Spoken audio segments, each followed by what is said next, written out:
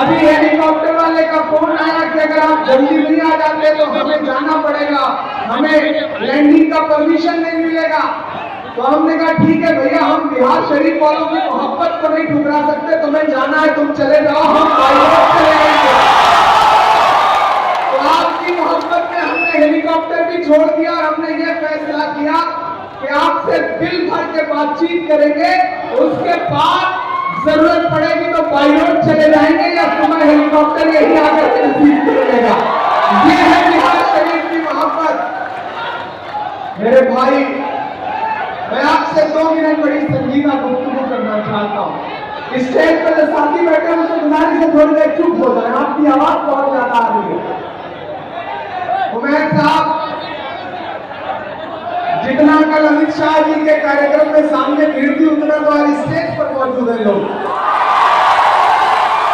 मैंने सुना इसी ग्राउंड में कल अमित शाह जी भी आए थे, बिहार के बारे में बड़ी बड़ी बातें कर रहे थे।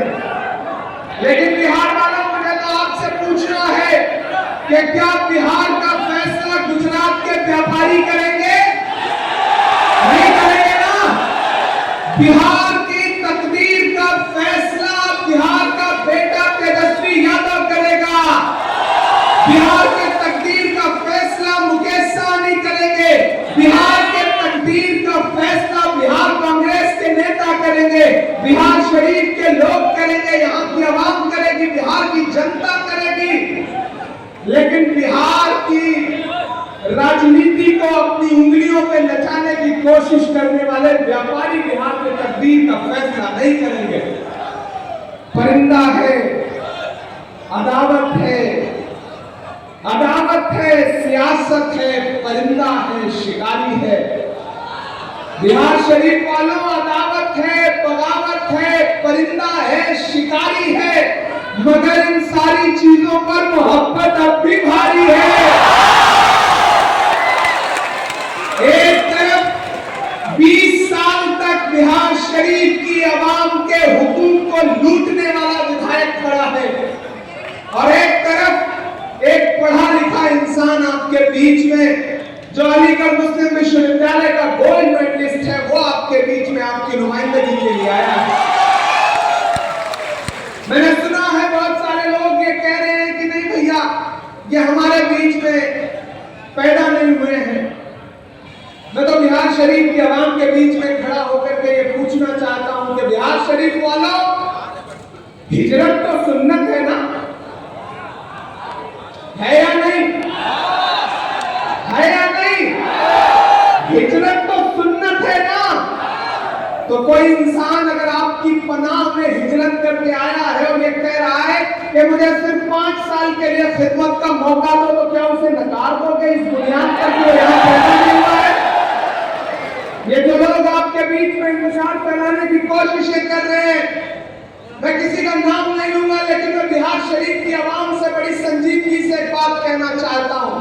मैं उत्तर प्रदेश से आया हूं, मेरी आंखों में असम में टूटते हुए घरों का मंजर है, मेरी आंखों में मध्य प्रदेश में टूटती हुई छतों का मंजर है, मेरी आंखों में उत्तर प्रदेश में उजड़ते हुए घर में। जज्बाती होकर के कोई ऐसा फैसला मत कर लेना कि ताकि आने वाली नस्लों को उसका नुकसान हो। जिन्हें ये लग रहा है कि उनके साथ कोई ज्यादती हो गई तो आज उन्होंने एक नया रास्ता चुन लिया। मैं यहाँ खड़ा होकर के बिहार शरीफ वालों आपसे कहना चाहता हूँ और अपने उस भाई से भी कहना चाहता हूँ कि मेरे भाई, फुटबॉल के मैच में हर आदमी गोल नहीं करता, पास देना पड़ता है। गोल कोई एक ही आदमी करता है। और अगर खुदा ने उमैर खान को इस चीज के लिए चुना के इस बार गोल करने का जिम्मा गेंद इनके पाले में आ गई है और इनको महागठबंधन ने अपना प्रत्याशी बना करके बिहार शरीफ में भेजा है, तो फिर कोई कुछ भी बोले और आप उस झांसे में आ जाएंगे तो आप नुकसान करेंगे। जब अहले फिरक की बातों पर कुछ जाहिल शोर मचाते हो, जब अहले फिरक की बातों पर कुछ जाहिल शोर मचाते हो, जब बुलबुल हो तस्वीरें चमन और कौवे गीत सुनाते हो, जब चिड़ियों के इन घोंसलों में कुछ सांप उतारे जाते हो, जब माली अपने हाथों से गुलशन में आग लगाते हो, उस दौर में हम दीवानों से तुम कहते हो खामोश रहो।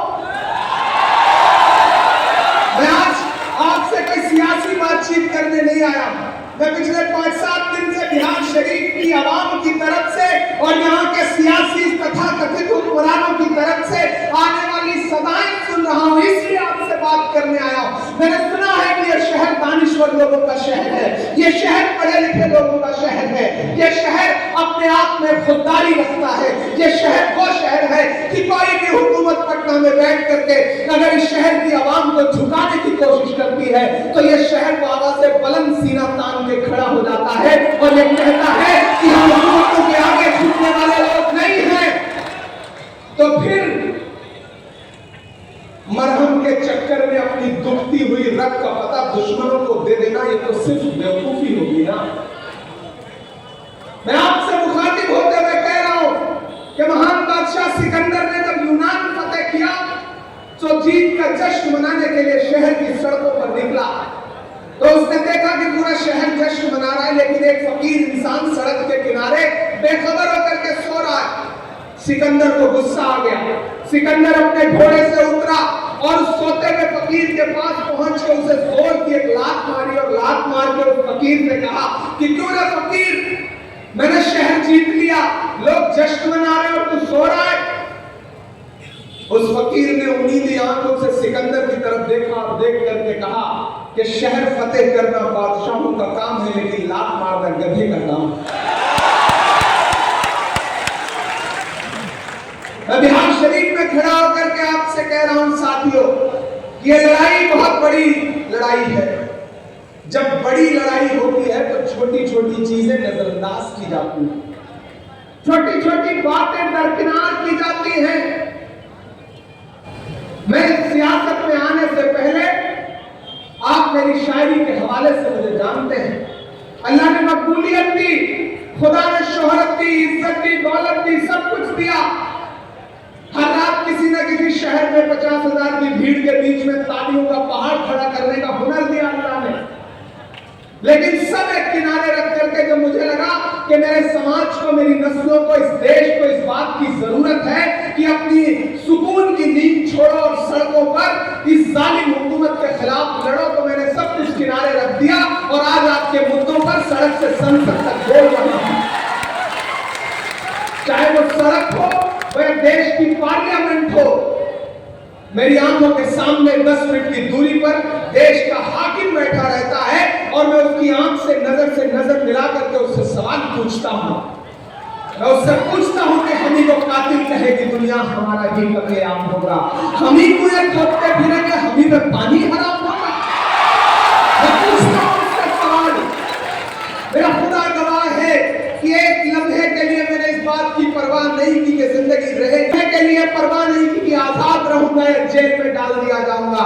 मैं डरा नहीं, मैं झुका नहीं, कहीं छुप छुपा के खड़ा नहीं। जो डटे हुए हैं महान पर, मुझे उन सफों में तलाश कर। तो आज उन्हीं तमाम मोहब्बतों की बुनियाद पर मैं बिहार शरीफ में खड़ा हूं। अगर कांग्रेस पार्टी ने मुझे माइनॉरिटी डिपार्टमेंट का नेशनल चेयरपर्सन बनाया है तो उमेर मेरे स्टेट चेयरपर्सन है, ये बिहार का स्टेट चेयरपर्सन है। मैंने उनसे कहा कि बिहार शरीफ की आवाम आपको पुकार रही है, जाइए, लोगों को बटने मत दीजिए, लोगों को एकजुट करिए, पढ़े लिखे लोगों को अपने साथ इकट्ठा करिए। और आज मुझे खुशी है, मैं इस मंच पर आने के बाद देख रहा हूं कि किस तरह से यहाँ पर अशोक कुमार हिमांशु जी हो, आरजेडी के अध्यक्ष, हुमायूं अख्तर मलिक जी हो, तारिक जी हो, खुर्शीद अंसारी जी हो, कमर रिजवी जी हो, नरेश प्रसाद अकेला जी हमारे डीसीसी हो, सत्येंद्र बिंद जी हो, पप्पू यादव जी हो, हमारा भाई दानिश मलिक हो, दीपक कुमार सिंह हो, हैदर आलम हो, फवाद अंसारी जी हो, अभिराम गौरव जी हो, लल्लू मुखिया जी हो, पाल बिहारी लाल जी हो, या फिर यहाँ नगर निगम के जितने भी पार्षद बैठे हुए हो, हमारे तमाम साथी हो, मेरे भाई, वक्त बड़ा मुश्किल है। अगर अपनी तरफ वही आ रही साजिशों और आहटों को नहीं पहचान पा रहे हो तो फिर ऐसी दानिशमंदी का क्या फायदा। बिहार शरीफ वालों, आपकी आंखों ने भी चलते सुलगते मंजर को देखे हैं ना, तो इस बार तमाम जज्बात किनारे रखिए। सियासत जज्बात का नाम नहीं है, सियासत होशमंदी का नाम है। और वो होशमंदी ये कहती है, मैं बछवाड़ा से होता हुआ, नालंदा से होता हुआ यहाँ आपके बीच में पहुंचा हूँ। मैं बिहार स्क्रीनिंग कमेटी का सदस्य भी था, सीसी में भी था। मैं पूरी जिम्मेदारी से कह रहा हूँ, हमारे पास जो सर्वे है वो सर्वे ये बता रहा है कि बिहार में महागठबंधन की सरकार एक तरफा बनने जा रही है। तेजस्वी यादव मुख्यमंत्री बनने जा रहे हैं, इसमें कोई दो राय नहीं है। ऐसे में आप किसी जज्बात में आ गए, आप अगर तकसीम हो गए तो आप पिछले 20 साल से आपको बांट करके, जो राज करके आपको लूट रहा है, वो इंसान फिर से काबिज हो जाएगा। मैंने देखा अभी कल का वीडियो, यही मैदान और इसी मैदान के बाहर एक बेचारा गरीब इंसान अपने बीवी बच्चों को लेकर के अपने ऊपर पेट्रोल छिड़क करके कह रहा था कि ये विधायक भू माफिया है। डॉक्टर सुनील नाम का जो विधायक है, ये भू माफिया है, मेरी जमीन हड़प रहा है, मुझे बाउंड्री नहीं करने दे रहा है। ये बिहार शरीफ का एक गरीब इंसान कह रहा था। अगर मैं भाजपा के नेताओं से पूछूं कि एक बार जाइए उसके घर, आप तो बड़ी धर्म की राजनीति करते हैं, वो भी बेचारा किसी आम गरीब परिवार से आता है। इन लुटेरों से बिहार शरीफ वालों, बिहार शरीफ को बचाओ। आपके तो नाम में शरीफ है, आपके तो नाम में शरीफ, आपका नुमाइंदा कैसे हो सकता है?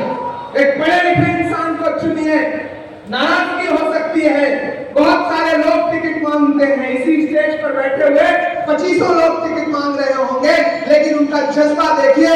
दानिश भी मांग रहे थे, बाकी साथी भी मांग रहे थे, लेकिन अगर किसी एक को चुन लिया गया, महागठबंधन ने किसी एक को प्रत्याशी बना दिया, तो अब देखिए सारे लोग अपना ईगो, अपना सब कुछ किनारे रख करके खड़े हैं महागठबंधन की सरकार बनाने के लिए। क्योंकि फुटबॉल के मैच में एक ही आदमी गोल करना पड़ता है, बाकियों को पास देना पड़ता है। तो मेरे भाई, आज से चुनाव को अपना चुनाव बन के लड़ाओ। मैं उमैर खान की कदर इसलिए भी करता हूं क्योंकि मैंने इस इंसान के पैर के छाले देखे हैं। ये इंसान जब मेरे डिपार्टमेंट से जुड़ा और उसी वक्त राहुल गांधी जी भारत जोड़ो यात्रा लेकर के कन्याकुमारी से कश्मीर निकल रहे थे, इन्होंने मुझसे कहा कि इमरान भाई, मेरा नाम भारत यात्रियों में लिखवा दीजिए, मैं 4000 किलोमीटर पैदल चलना चाहता हूं। मैंने कहा, उमैर आप कैसे चलोगे? 4000 किलोमीटर पैदल चलोगे? तो इस आदमी ने जो बात कही वो बात बड़ी शानदार। इस आदमी ने कहा कि इस मुल्क में नफरत के सबसे ज्यादा शिकार कौन है? हम हैं, हम हैं। और अगर राहुल गांधी ये नारा देते हुए भारत को जोड़ने की कोशिश कर रहे हैं कि नफरत छोड़ो, भारत जोड़ो, तो सबसे ज्यादा फायदा हमारे आने वाली नस्लों को होना है। मैं राहुल गांधी के पैर के छालों के साथ अपने पैर के छालों का खून भी मिला देना चाहता हूं। मैं आने वाले मुस्तकबिल के लिए लड़ रहा हूं। मैं चला हूं कन्याकुमारी से कश्मीर तक राहुल गांधी के साथ। मैंने देखा है नंगे पैर, फटे जूते, पांव में छाले लेकर के चलते हुए उमैर खान को। मैं उस बुनियाद पर आपके बीच में खड़ा होकर के कह रहा हूं कि 4 किलोमीटर पैदल चलना मुश्किल है आवाम के मुद्दों पर, नहीं चल पाते लोग, लेकिन 4000 किलोमीटर का मतलब समझते हो? एक भोग पी करके, तप करके, आग में सुलग करके, कुंदन बन के एक इंसान आपके बीच में आया। क्या इसका सिर्फ इतना कसूर है कि आपके बीच में पैदा नहीं हुआ? सिर्फ इतना कसूर है? यार ये कोई कसूर नहीं है, क्योंकि पैदा होना हमारे हाथ में नहीं होता कि हम कहां पैदा हुए। इंसान कहां पैदा होगा ये खुदा तय करता है, ईश्वर तय करता है, ऊपर वाला तय करता है। लेकिन उमैर, मैं आपसे एक बात जरूर कहूंगा कि आप बिहार शरीफ में पैदा नहीं हुए हो, लेकिन अगर बिहार शरीफ की आवाम आपको अपना लेती है तो ये कोशिश करना कि दफन यही जरूर होना। ये रिश्ता जोड़ो बिहार शरीफ की आवाम से, ये रिश्ता जोड़ो। आज जो ताना दे रहे हैं तो हमारे बीच में नहीं है, हमारे बीच में पैदा नहीं हुआ, हमारे बीच का नहीं है। तो मुझे बताओ कि जब हिजरत करके मक्के से मदीने के सफर पर निकले थे हमारे आका, तो वो सुन्नत जिंदा अगर कोई कर रहा है, हिजरत कर रहा है, तो कामयाबी उसके कदम तो चूमेगी। ये तो किसी ने कह दिया है, ये तो दुनिया में कहा गया है, हजारों बार ये साबित हो चुका है। इसलिए मैं इतिहाद शरीफ की आवाम से कहता हूं साथियों कि ये जहन भटकाने की साजिशें हैं कि यहां से आया है, वहां से आया है। ये देखो कि आपके मुद्दों की समझ किसको है। ये देखो कि यहाँ अलीगढ़ यूनिवर्सिटी का पढ़ा हुआ एक इंसान जब आपकी असेंबली में खड़ा होगा, पटना की असेंबली में खड़ा होगा, तो कितनी मजबूती से आपके मुद्दों पर लड़ेगा। और मैं पूरी जिम्मेदारी से आपको यकीन दिलाते हुए कह रहा हूं कि आप उमैर को एक विधायक बना करके असेंबली में पहुंचाओ। आप सिर्फ उमैर को विधायक नहीं बनाओगे, आप एक विधायक बनाओगे और एक सांसद इमरान प्रतापगढ़ी के तौर पे फ्री में पाओगे। ये बिहार शरीफ का विधायक पटना की असेंबली में आपके मुद्दे पर लड़ेगा और जरूरत पड़ेगी तो आपके मुद्दों पर मैं देश की सबसे बड़ी पार्लियामेंट में राज्यसभा में खड़ा होकर के लड़ूंगा। ये आपको यकीन दिलाता हूं। इससे अच्छा ऑफर कुछ हो सकता है? एक के साथ एक फ्री, एक विधायक जिताओ, सांसद फ्री पाओ। हो सकता है कुछ? आप उमैर को जिताओ, उमैर आपके काम नहीं आएगा तो मेरा गिरेबान आकर के पकड़ना। मैं आपको भरोसा दिलाता हूं कि ये आपके बीच में आपके मुद्दों पर खड़ा रहेगा।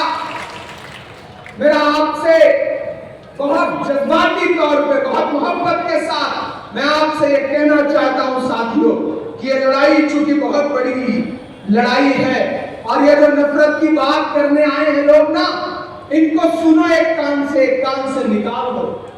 कभी शकील जलाली ने कहा था कि मैंने हाथों से बुझाई है दहकती हुई आग अपने बच्चों के खिलौनों को बचाने के लिए। मैंने हाथों से बुझाई है दहकती हुई आग अपने बच्चों के खिलौनों को बचाने के लिए। नफरतें बेचने वालों की भी मजबूरी है, माल तो चाहिए दुकान सजाने के लिए।